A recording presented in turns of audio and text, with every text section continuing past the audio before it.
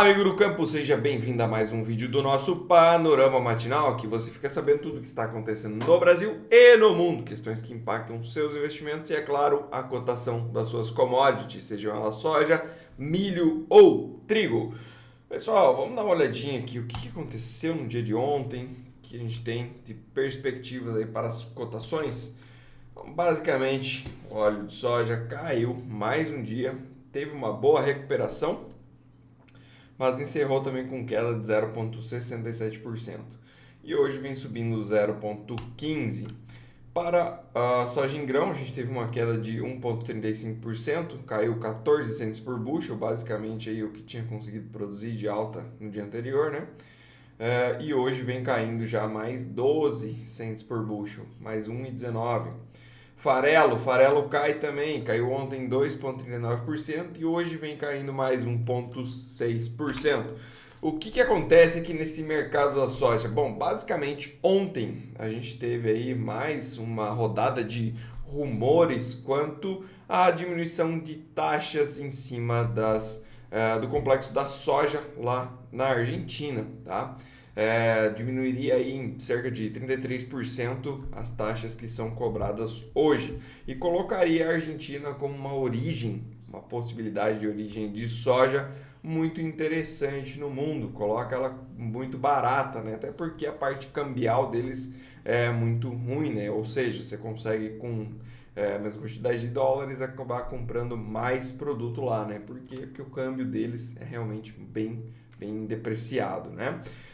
Enfim, essas notícias acabaram pesando em Chicago, que é o principal concorrente hoje para essa janela, né? O Brasil está diminuindo já, está tirando a mão, porque não tem mais tanto produto com qualidade de exportação, principalmente. Então ficaria aí a Argentina brigando com os Estados Unidos e a gente vê o reflexo disso nas cotações de Chicago, que se depreciam fortemente, né? Então, principalmente aí para o farelo. Trigo ontem conseguiu produzir uma alta, subiu 0,7%, hoje continua subindo 0,64%. Na parte do trigo a gente tem aqui algumas atualizações, né? Continua aí com um clima não benéfico lá no leste europeu e temos expectativas aí também de uma redução de produção para esses países.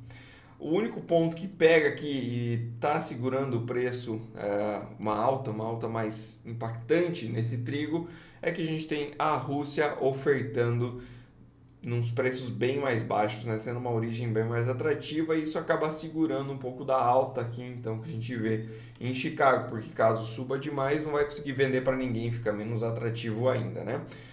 Mas da parte do lado altista a gente tem esses problemas e redução da produtividade lá para o leste europeu. Continuando aqui para o nosso milho, para o milho em Chicago, a gente também teve uma queda ontem de 0,51% e hoje vem caindo mais 1,16%.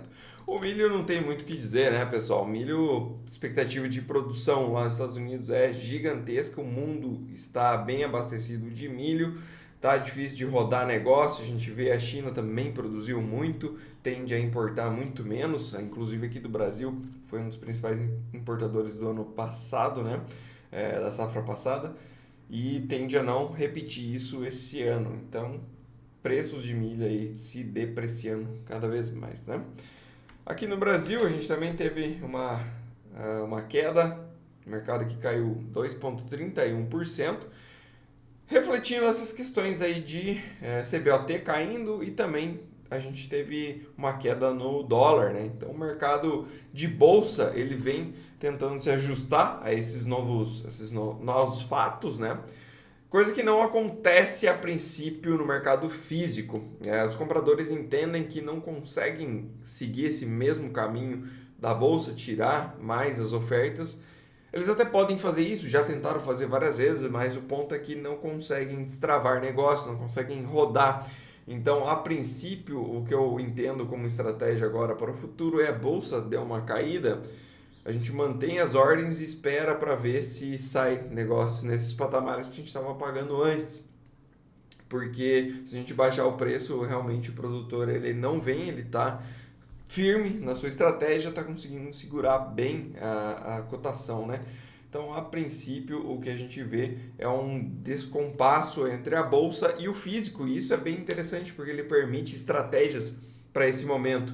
Quais são essas estratégias? Bom, eu posso vender meu físico e entrar comprando uma participação de alta na bolsa. Isso é bem interessante, porque como a bolsa caiu e o físico teoricamente se manteve, a gente teria uma assimetria aí de preços, possibilitando essa recompra, pensando em ganhar na alta dos preços na bolsa, né?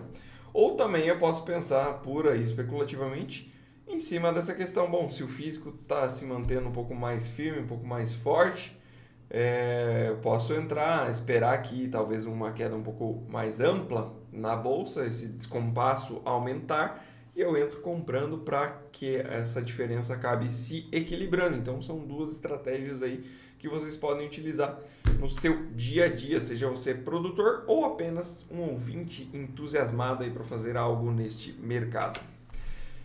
Seguimos, pessoal. Parte de óleo de palma caiu ontem 2,17%. Vem seguindo o petróleo, né? Finalmente conseguiu perder a sua região de suporte aqui na casa dos 3.800 pontos. E agora vem em direção para o próximo suporte, que fica aqui nessa faixa entre 3.646 e 3.600. Por que a gente olha o óleo de palma? Basicamente aí para acompanhar um pouco da movimentação do setor de óleo ao redor do globo, né?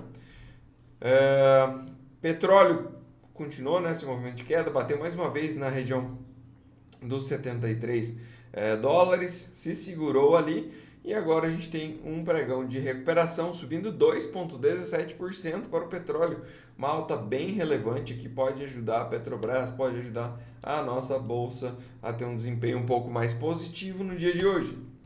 Dólar contra as principais moedas do mundo perdeu de longe, né, o seu suporte ali, médias já todas viradas para baixo.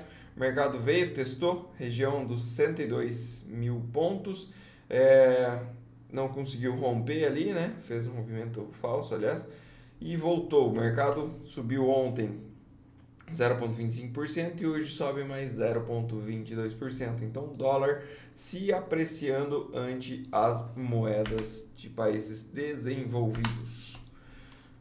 Aqui no Brasil, nossa moeda contra o dólar teve uma apreciação. Então, o dólar caiu 1,18% frente ao real.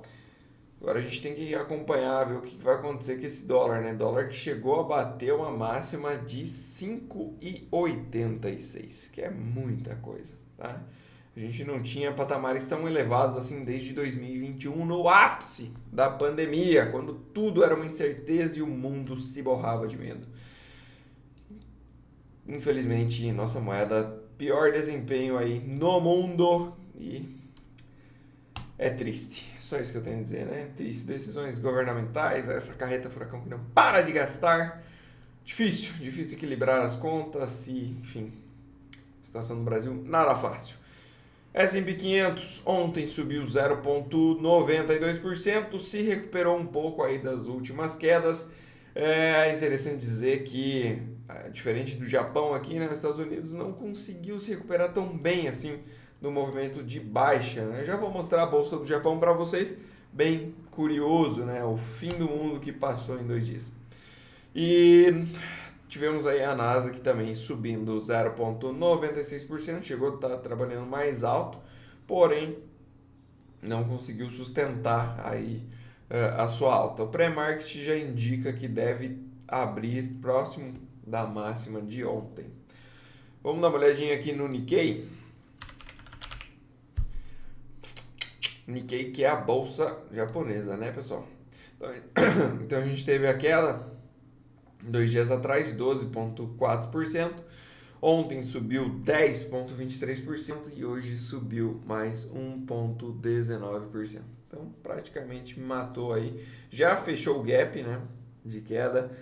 Agora resta acompanhar esse mercado aqui para ver se passou mesmo todo esse movimento, que basicamente é um movimento de manada, né? O pessoal se desespera, um acaba vendendo atrás do outro, vira um bololô, ninguém faz conta e o mercado acaba criando essas distorções, né, absurdas. enfim, temos que acompanhar agora se o mercado chegando próximo aqui das suas médias de resistência, se ele volta a fazer um movimento baixista mais comedido, tá, pessoal? Dificilmente ele deve dar umas porradas como foi aqui. Então, se de fato o caminho for para baixo, o mercado tende a cair de uma forma bem mais lenta, né? Até porque vocês olham aqui para trás, cara, é muito assimétrico o tamanho dessas barras. Então, olha para trás aqui, cara, não tem, simplesmente não tem. Então, assim, não é o comportamento usual desse tipo de mercado. É bem mais comedido, né? Poxa, esse dia aqui que caiu bastante, caiu 2,6%, tá? Então, assim, 5, 6, 12% não é o usual. Então, o mercado aqui, acho que chegando próximo dessas médias, testando novamente essa região, vai se decidir se é para cima ou para baixo, mas o fato é que a intensidade deve diminuir bastante, tá? Brasil ontem subiu incríveis 0,8%. Fez aqui um movimento muito bonito, né, pessoal? De novo, em cima de uma região de suporte aqui. Meu Deus, é tanta linha, né, que já... Vamos apagar um pouco, limpar um pouco esse gráfico aqui, né? Pronto. Isso aqui é a mesma coisa. Isso aqui é a mesma coisa. Então dá para deixar só o retângulo aqui.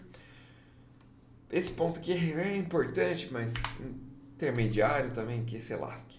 Então, temos aqui um gráfico um pouco mais limpo. O mercado, enfim, caiu aqui no Brasil, se recuperou bem no mesmo dia e ontem subiu 0,8%. O mercado estava resiliente aqui no Brasil, dá para se dizer. Se o mercado continuar subindo, a gente pode novamente ver um teste na região de 130 mil pontos. Não chegou lá ainda, chegou muito próximo. Agora, se chega lá, como já foi muito próximo e deu uma recuada, pode ser que a gente veja o mercado conseguindo passar dessa região e testar os 132 mil pontos, tá? O mercado segue muito embolado, né? Então a gente vê que fez uma recuperação em V aqui. Poderíamos pensar numa simetria, considerando esse movimento aqui para baixo, sendo replicado para cá, e agora a gente teria esse movimento de alta sendo replicado para cá, testando novamente os 130 mil pontos. E se essas simetrias se manterem, a gente deve ver mais um tempo de mercado travado aqui para frente, tá? Bom, enfim, seguimos acompanhando. Demais bolsas, pessoal, China nada demais, segue ali muito fraco, o Japão se recuperou bem, né? Europa vem fazendo uma recuperação interessante também. Europa que ontem fechou estável, bolsas que caíram foi 0,3, bolsas que subiram foi mais ou menos 0,3 também. Hoje vem subindo, o Eurostoxx sobe 1,62%, demais bolsas também sobem, destaque para a bolsa italiana que sobe mais de 2%. Futuros de Estados Unidos sobem também 1,15 para o S&P, 1,39 para a Nasdaq.